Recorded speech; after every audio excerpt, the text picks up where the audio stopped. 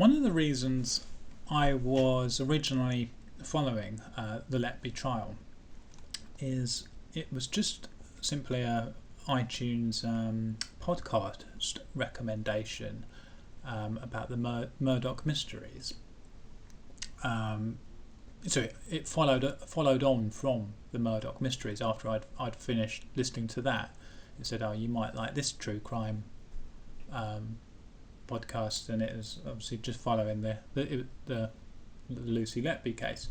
Now, I don't know if you remember the Murdoch mysteries. It was huge, this podcast, and in this case, Alex Murdoch murdered his wife and his other son, and there was so much evidence that he was guilty. I can't see how anyone would ever have thought not guilty, and correctly so. The jury found him guilty, and just the juxtaposition between listening to the gathering of all the evidence for this case, and just how much when there is a crime and someone has been murdered, just how much evidence there is available is breathtaking. There's no way you're really going to have any doubt. I mean, that's why they say to members of the jury, you need to be sure beyond any reasonable doubt, and for sure there was no doubt that he committed these murders. There was just so much, and the juxtaposition between this case and the Letby case, where you can listen for months and months and hear nothing of substance.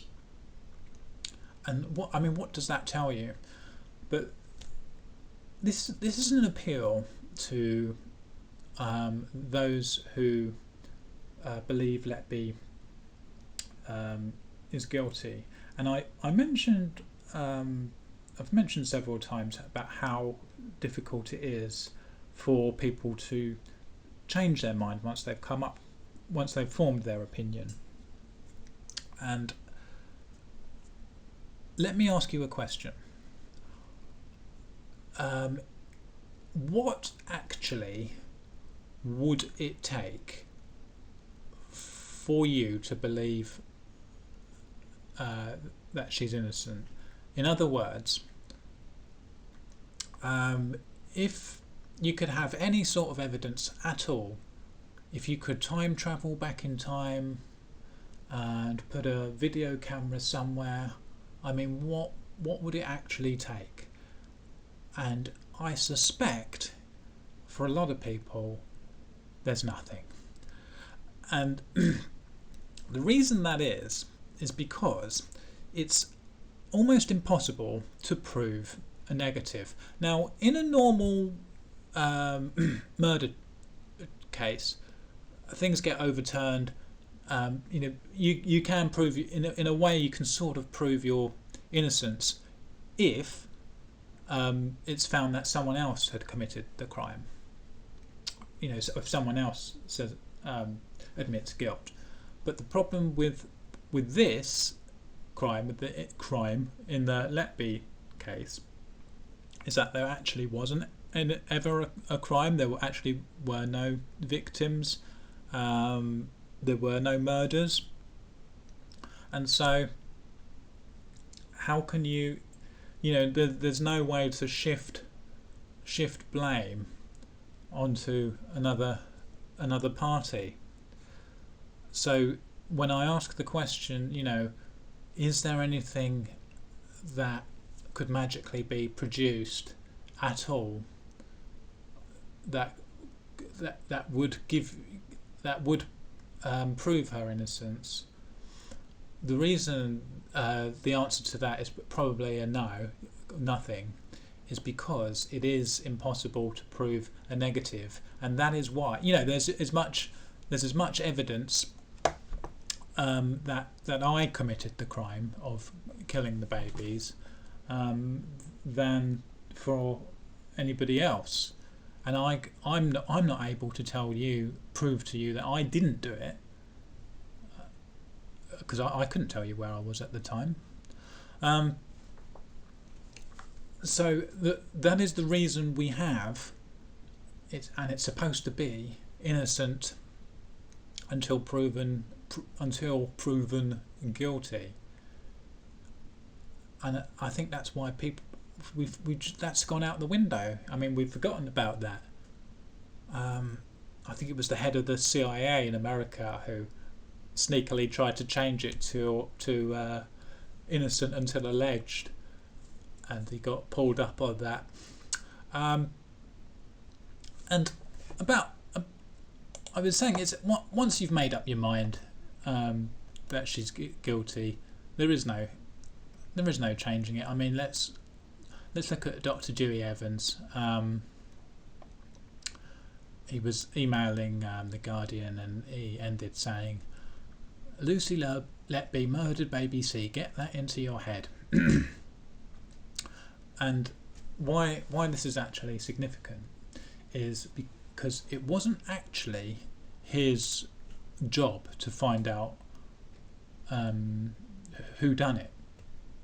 I mean, his job was to try and find a method of murder or something.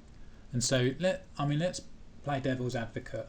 Let's believe that he really believes that somebody had injected the baby with air and milk or whatnot. Let's just say he truly believes that. There was nowhere in his actual job description that there was no part of him investigating who actually done that. That wasn't part of his job, and yet he's got this opinion of who done it. Let's just say he believed that somebody injected a baby with air. It's nothing to do with him about who actually done it. That's not part of his wheelhouse. But he's got this opinion, and he's not going to shake it. Nothing's going to shake it, and that's true with a lot of people. So when I ask the question, is there anything?